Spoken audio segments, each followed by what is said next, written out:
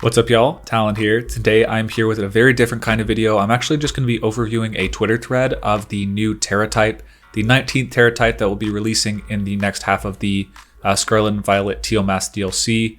Or I guess it won't be the Teal Mask, the Indigo Plateau DLC. So yeah, this thread was created by Justin Burns. So before you just see the rest of the video, know that all of this speculation was based on his Twitter thread. Give Justin a follow. Really excellent player.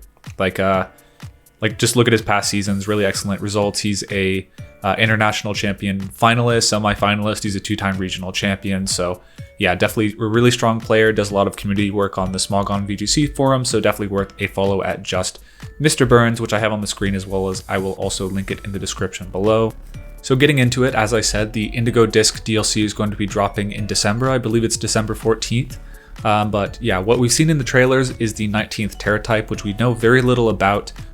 We know a fair bit about all the returning Pokemon, just what we've seen from the trailers. Surely there's going to be some that we did not see in the trailers, but this 19th Tera Type, along with the legendary that's going to pair with it, are the main mysteries. Based on the images in the trailer, we do know a little bit about the 19th Tera Type, or at least we know enough to speculate on, which is going to be the purpose of this thread by Justin. So Justin starts off by just kind of shorthanding the 19th Tera Type to Rainbow Tera. It could be something like Universal Tera Type. We don't really know. I think Rainbow is definitely as good of a placeholder name as any. But Justin is saying we do know 3 things about the Tera Type, at least from this image, which I'll populate on the screen.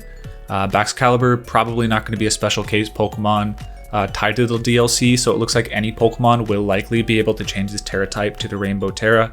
And that's relevant for a lot of reasons. It basically means this isn't going to be like some one-off Tera Type that only the DLC legend is going to be used, and it's just going to be blatantly overpowered on that Pokemon. We can assume on some level this Tera Type should be a little bit balanced if it's going to be given to every Pokemon, so we can make some assumptions later on in the thread based off that. So we have the new Tera Blast icon, which indicates that it's only effective on the target, and because we know that Glaive Rush and Icicle Crash are super effective on the target from the image, we can make the assumption that this isn't basically taking one of Baxcalibur's main Tera Type that it would be. I think it would naturally be Dragon. So it's not just co-opting that type, it's an entirely independent typing. And because it's effective on the Dragon type, we can't say anything for certain, but it does feel like, just based on how the typing looks, like it's one of every type, it feels like it's just going to be neutral on every target. And additionally, there are some speculations that the Rainbow Tera Blast is going to be basically combining the offensive and defensive potentials of every Pokemon.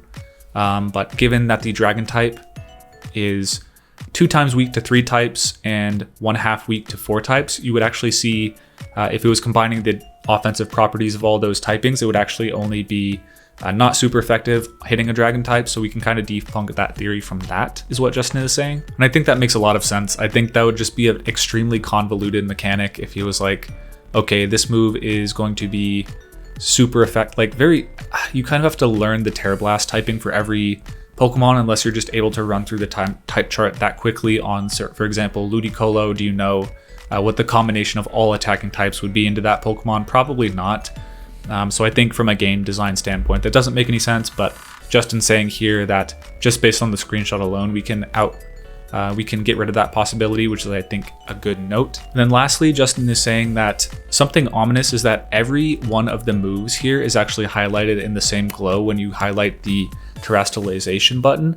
Basically, Justin is saying that because each move is highlighted by the Rainbow Tera, you're going to see a effect on each of those. So Justin says if these boosts followed the usual rules of Tera, it would easily become the strongest mechanic based on damage output alone, as it would be like having a choice item for all non-stab moves. Basically giving you stab on those is the same as a choice item, and a slightly stronger life orb for stab moves. The boost on a Tera move from 1.5 for a Tera move on your own typing is basically 1.5 to 2, which is basically 1.33. A little stronger than the Life Orb is what Justin is saying. And although we have really powerful Pokemon in the format Urshifu, Game Freak isn't that crazy to where they would just give every Pokemon that offensive capability. So Justin is going to make some assumptions that the boost is going to be slightly weaker than regular Tera boosts. Otherwise, why would you not just go for the Universal Tera Type all the time, which I think is a fair assumption. Justin moves on to say, with all that in mind, here's what he's predicting for what Rainbow Tera will be like. Stab moves get a 1.75 boost instead of a 2x boost. So because you're getting most likely benefits to other moves in addition to your stab moves, there'd be no reason not to just run the Rainbow Tera instead of that. Instead of the just like grass or like single typing Tera types, which I think is a fair assumption. Non-stab moves get a 1.25 boost instead of a 1.5. That's up for debate. You could see it being like a life orb boost, but 1.25 is as good of a guess as any. Defensively neutral versus every type, and offensively neutral versus every type, but retains 2x stab. That last one's interesting. I think Tera Blast offensively neutral versus every type makes sense, but the Tera Blast being the only option to be 2x stab incentivizes you to actually use the Tera Blast, which maybe pairs up with like having a special exciting Rainbow Tera Blast animation. That would make sense from a design standpoint. They want you to actually be hitting those moves. Justin's final thing is he's saying, I think it'd be kind of silly to have this mechanic but have Tera Blast never get used, so I think Rainbow Blast will also be super effective on any terastallized Pokemon. Mechanically, I think that makes a lot of sense. Maybe that's actually the only thing that it gets, and it's not going to get the other combinations. Like, you're not going to get that 1.75 boost. It's just like a broken Tera type specifically against other Tera Pokemon. I think that's probably a little too weak. So I think if it's not pretty close to what Justin's saying, it's probably going to be some combination of them. But yeah, I really like this thread from Justin. I think he's pretty on the money about a lot of it. One thing I want to go back to, which he didn't really cover in the thread, was this. So yeah, I've pulled it up on the screen. Basically, so yes, every one of the moves highlighted has a different texture for the terastallization. But what Justin didn't mention was actually Dragon Dance was also highlighted. So Icicle Crash, Tera Blast, Glaive Rush are all attacking moves, but Dragon Dance is a setup move. It's a status move. So that's an entirely different category, but it's also highlighted. So I wonder what that means. Like, will the Rainbow Tera enhance that at all, or will it not do anything? I think that's open for debate. I can't imagine, like, from a design standpoint, that Game Freak would give a boost to boosting moves like Dragon Dance, where you go for a terastallization and suddenly you're going +2/+2 in speed and attack.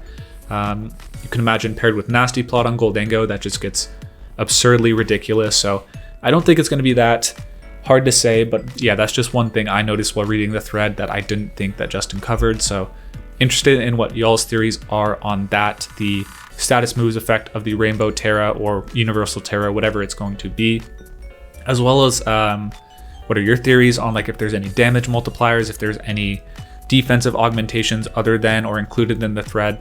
Yeah, really interested in hearing what y'all's theories are on this new mechanic. I think that's going to be one of the more exciting things to come out of the DLC outside of the legendary and the returning Pokemon. Really excited to see what the mystery of this Rainbow Tera is going to be. Once again, thank you to Justin for outlining this very succinctly in this thread. It was definitely a pretty comprehensive overview of all the information we already have, and it was just a really good read. Also, if you enjoyed this type of video, please leave a like and subscribe to the channel, as well as leave a comment telling me, what do you think? Do you think Justin or I got anything wrong? Do you have your own theories for the 19th Tera type?